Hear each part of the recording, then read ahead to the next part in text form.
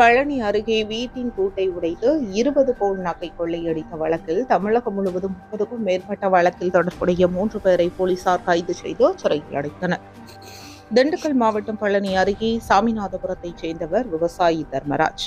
இவர் கடந்த சில நாட்களுக்கு முன்பு வீட்டில் பூட்டிவிட்டு விவசாய பணிக்காக தோட்டத்திற்கு சென்றுவிட்டு வீடு திரும்பிய போது வீட்டின் கதவு உடைக்கப்பட்டிருப்பதை கண்டு அதிர்ச்சியடைந்தார். இதுகுறித்து சாமிநாதபுரம் போலீசார் வழக்கு பதிவு செய்து குற்றவாளிகளை தேடி வந்த நிலையில் இன்று தமிழகம் முழுவதும் 30க்கும் மேற்பட்ட வழக்கில் தொடர்புடைய 3 பேரை போலீசார் கைது செய்தனர்.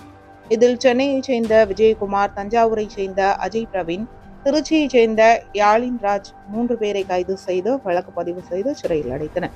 அவர்களிடமிருந்து 20 பவுன் நகையை போலீசார் கைப்பற்றினர்.